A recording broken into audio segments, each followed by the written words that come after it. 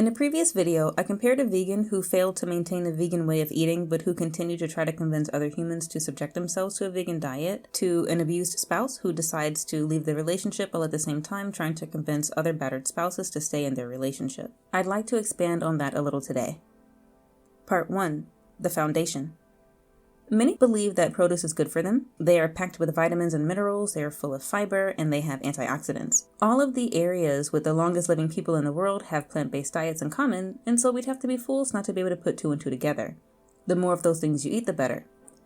Many people also start with the foundation that meat, especially the fatty kind, is very bad for your health. The scientific consensus says we should reduce meat consumption and fat consumption. When we do eat meat, we should start with lean meats, and when we do eat fat, it should be the mono and polyunsaturated fats. This is what I also believed so strongly that I would have said that I knew better what to put in my body and what not to put in my body. However, despite my best efforts, I didn't feel so good. I recognize that lots of people don't. I thought, perhaps like most people, it must be processed food. If I eat fresh food, if I avoid junk food, then things should get better.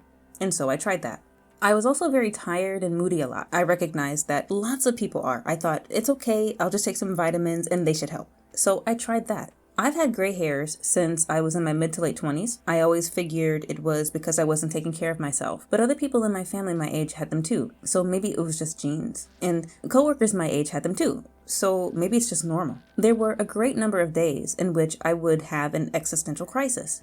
I had contemplated suicide and questioned my existence constantly since I was a child and up until about 2 years ago. There are a multitude of things that can affect a person's mental health. The women in my family especially suffer from mental and physical problems, so I blamed a lot of my failure to sustain my well-being on my genes and the stress of life. Things would also get especially bad when I had PMS, so I also blamed it on that. But despite trying to take control, I wasn't getting better. My health was rapidly declining, and I realized that something had to give. I often wonder how many people have similar experiences and how they rationalize them. The breaking point came when, despite eating the rainbow, cooking with fresh veg at home, eating only eggs, fish, butter, and lean meat when I did consume animal products, I was experiencing so much abdominal pain that not only did I wake up with it every day, I was starting to go to sleep with it too. This is on top of constant to daily bloating, gas, diarrhea, heartburn, acid reflux, and indigestion. If what I'm doing is so good for me, why do I feel so much like crap? How many other people are feeling this way and making excuses for it?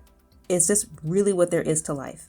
I decided to try cutting out plants just to see what would happen. By the third day, I was virtually pain-free. My digestive system was simply working, and it was glorious. I kept it up for 2 weeks at that time. At the end of it, my brain was simply just working. My body was simply just working. I was feeling good, but I missed my usual meals. So I tried a taco bowl, and I wound up bloated and gassy. I missed the occasional sweet, so I had a snack. Or maybe I just wanted a balanced meal, so I would have some rice. The impact the reintroduction of sugar had on my mood was quite noticeable. It also negatively impacted my appetite. Over some months, I experimented quite a bit and found that an animal-based way of eating was the answer. I understood it was important to transition to it as a full-time thing slowly, and it took time to reach a dietary lifestyle that I could comfortably maintain. Recognizing just how valuable the changes have been for me and myself, I wanted to share my story with other people so that they could also be pain-free. However, when I tried to explain to people what I do and why, I met with pushback or indifference. Are people really willing to do what it takes to live a better life? Well, let's explore this idea further. Part 2. Opposition. Imagine in the hypothetical scenario about a battered spouse that the underlying thing the person wants is for people to be married because it tends to lead to great outcomes in society. There's scientific evidence that marriage can do wonders for a person's mental health, that if the couple has a child, the child is more likely to succeed in life and be happy. There are governmental benefits, and it helps maintain the structure of society by building solid family units, and there may even be a positive religious aspect to why they think it's behavior humans should engage in. You exist in this society and you decide that you want to get married, and so you do. You want to help contribute to all those nice things. But then you realize that it's not all it cracked up to be.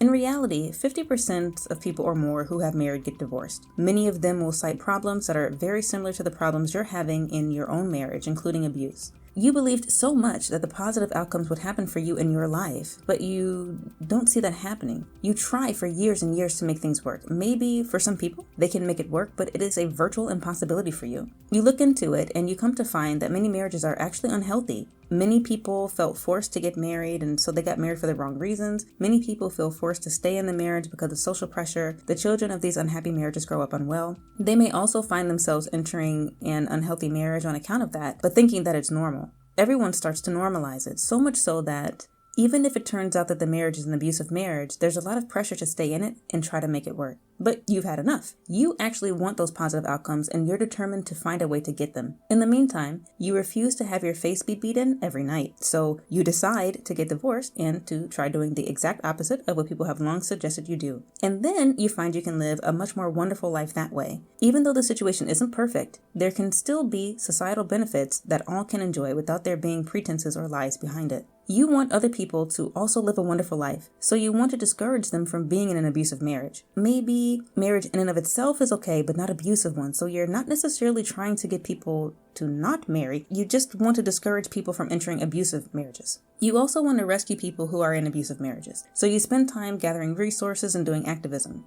You go to one of these abused spouses and you try to explain to them why what they're doing might not be the best for them or for society, but instead of listening to you, they immediately dismiss you. They take offense to the fact that you would ever suggest that they don't do the thing that they're doing. So many experts told them it would be great and they could achieve the results they were looking for. You ask them, well, are you actually achieving those things? They admit that they aren't, and even if they don't admit it, it's clear that they aren't. You can tell by the black eye that they're not having a good time. It dawns on you that they are willing to stay in that abusive relationship. You realize there's not much to say to a person who's willing to take the abuse. Maybe they really are getting the outcome they're seeking and they feel the abuse is worth it. But for most people, they aren't getting the outcome they're looking for. They may even be actively working against the achievement of that outcome, but they are blind to see it, or they are purposely pulling the wool over their own eyes and are unwilling to see it. You realize perhaps these people are perfectly happy to stay in abusive relationships, not achieve the goals they're trying to achieve, and to instead sacrifice their health and happiness foremost and the length of their life in extreme cases just to maintain the illusion that they're making the right moves and doing the right thing. So here's the question of the hypothetical. In the face of all of this, would you, as a person in this situation, give up or keep trying? I gave an example conclusion, but you're free to explore other possible conclusions. I wonder if you would come to the same conclusion that I assumed in the hypothetical though, that basically people normalized the pain and suffering and that they're happy to put up with it despite not legitimately achieving their goals. Part 3. Solutions to our problems. I wonder how people feel about the similarities between vegans and non-vegans. For example, both care about animals. Some people may argue that if you eat animals, it is a sign that you don't actually care about them. But caring is a feeling that occurs without a person's ability to change that. So, when you experience a feeling, yet take a resulting action that seems to speak against that feeling, as long as the feeling is there, you can't say that they don't care, because not even scientifically is that true. Assuming they both care about animals generally and genuinely, they would want to do things that are best for animals. Vegans would argue that killing animals to eat them is not reasonable. True caring would be to not eat them. However, we have to look at what we're really asking people to do and if that is a viable solution to the problem. There are other ultimate goals that people have: live a long, healthy life, do things to protect the environment, maintain the safety and convenience enjoyed in modern society. Now, sometimes one goal conflicts with another. In order to maintain the safety and convenience enjoyed in modern society, we have to destroy the environment. In order to maintain safety generally, many people sacrifice their mental health in their lives. We want to do nice things for animals, but it turns out that they are the most healthful food for humans. So perhaps in deciding not to eat them, a vegan or a person who adopts a vegan diet would also be sacrificing their health. In some cases, it isn't that they're happy to do so, they see it as inevitable. It's a sacrifice that has to be made in order to achieve the goal. When you think about it this way, it makes sense. So in the beginning, I sympathized with vegans. I sympathized with their cause, and due to the information I was coming into the situation with, basically the mainstream ideas of nutrition, I was more than happy to move towards a plant-based world. But I started to question what I was sacrificing and if it was worth it. I started to question whether or not I was subjecting myself to pain and suffering, and if that was sustainable, if it was necessary, if I was actually doing anything that was helping anybody or anything at the end of the day. I was desperate to not feel pain anymore, but I wasn't expecting eating meat to work. As someone who experienced acid reflux on a daily basis in the past, I assumed eating greasy meat was going to exacerbate that. But my digestive system handles those foods perfectly.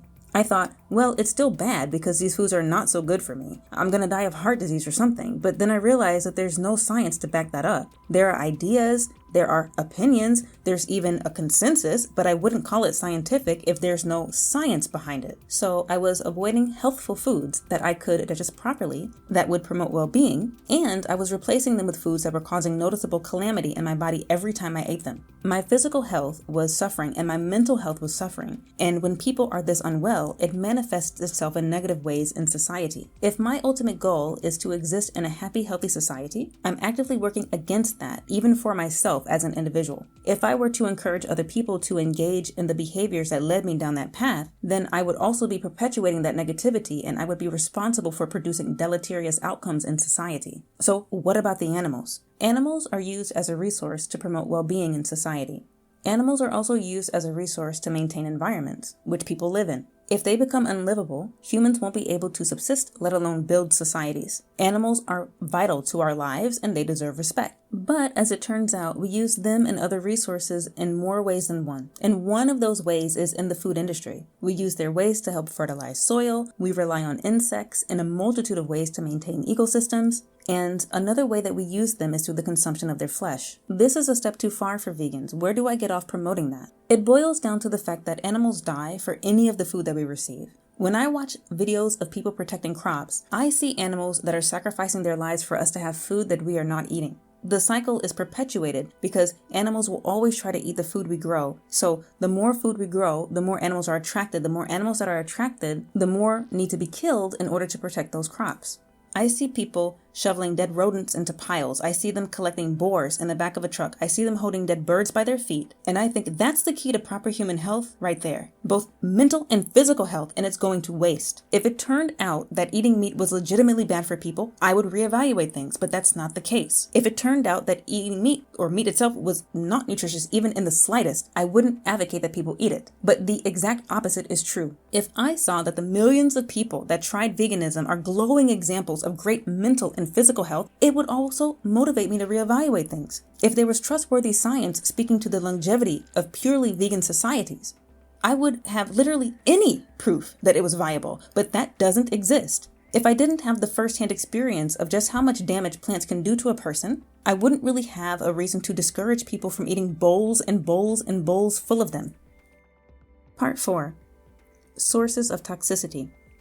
You may be wondering, what do I have against vegetables? Because isn't a little bloating and gas fine? I live in Japan, and I once watched a program where people were basically attacked by the food they ate. I've seen a number of these types of programs, actually. When it comes to meat, it is almost always environmental or a mistake made in cooking. When it comes to plants, it may be environmental, it may be a mistake made in cooking, but in other ways, it's because of the natural state of the plant. Yes, I'm talking about the fact that they are toxic. This is not something that is disputed. In the program, a woman was dining with someone and decided to eat garlic. The garlic wasn't cooked, and she suffered such severe abdominal pain that she wound up in the hospital.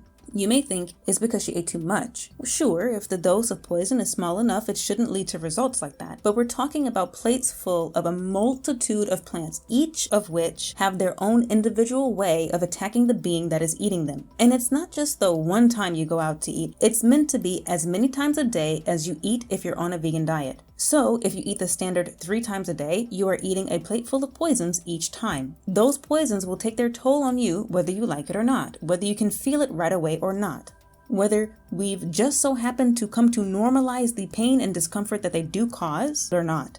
So if you use some garlic to flavor your steak, who cares? The tiny amount that you used that one time in the week or month shouldn't be so bad.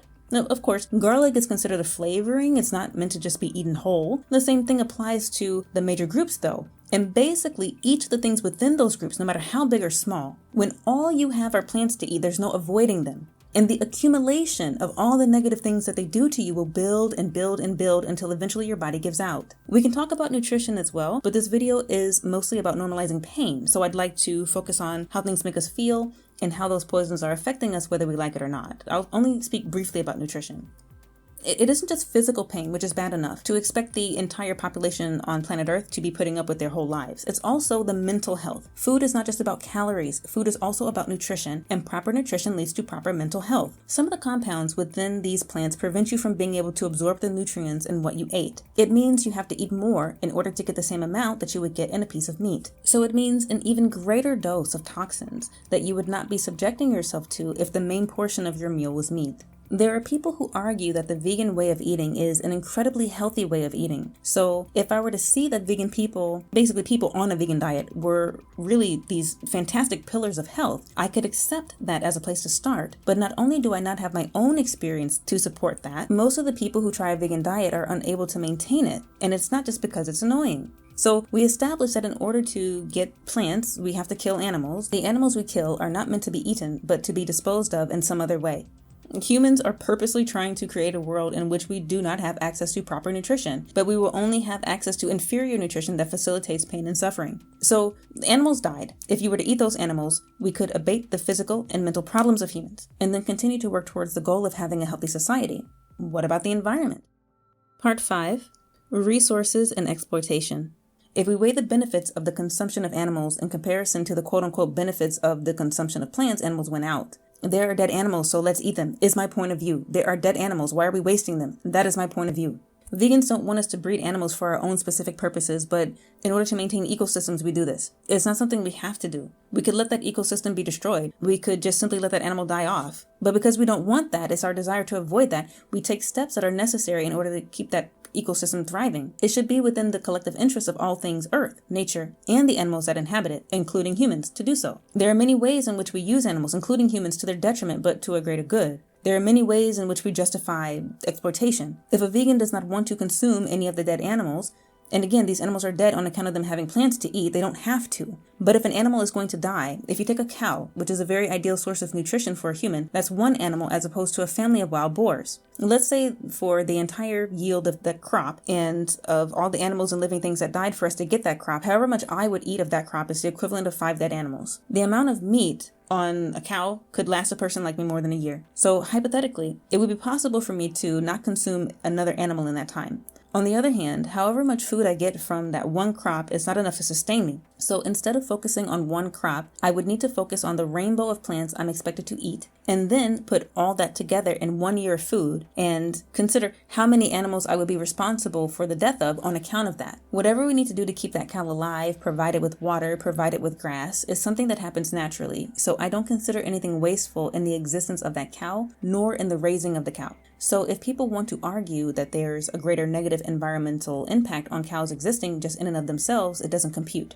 It's not the cows themselves that's the problem, it's the process through which we rear them. In effect, it's our treatment of them. Processes can be changed because they are not inherently what they are. We make them what they are. At the end of the day, an animal is still going to die. So should we or should we not be eating the animals that are dying? We can fix any step along the way, but the ultimate question is, should we actually be eating the flesh of animals? My answer is absolutely yes. It's not worth it to continue to kill droves of animals for us to get subpar nutrition that makes us physically and mentally unwell. Based on my personal experience and the experience of most vegans and the lack of any research that tells us about the generational sustainability of a vegan diet, I have no reasonable expectation that a vegan diet is actually healthful or that people should actually be doing it. Eating omnivorously is the most reasonable solution for most people on planet Earth. People are very much willing to tolerate pain. Perhaps in some cases, we really do save some animals, and if that's the case, then great. Perhaps in some cases, a person has excellent genes and they're not so heavily impacted by the plant toxins. If that's the case, great. In some cases, some people are just selfish and self-destructive. So if they want to continue to poison themselves with plants for taste pleasure, I can't say it's great, but it's whatever. In an omnivorous world, there will be options for that. Everyone could eat as they wanted, be they vegan or not. What should we be setting people up for in society? What should we be providing to people? I propose that there should also be options for people who genuinely do care about their health and want to protect their longevity. That means that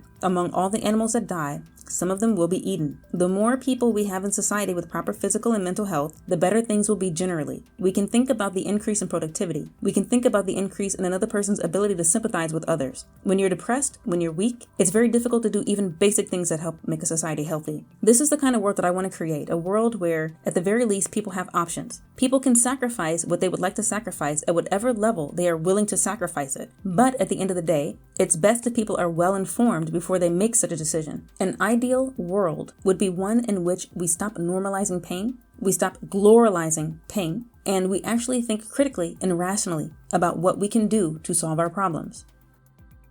Conclusion. If you watched this far, thank you very much. I'm very interested in hearing your ideas. I understand this video is very long and there's a lot to unpack, but if in your comment you could limit it to 1 or 2 things you are the most curious about exploring, it's much more likely we'll actually be able to have a conversation about it. Questions and other hypotheticals are always welcome. Thank you once again for watching, and as always, be having a good day.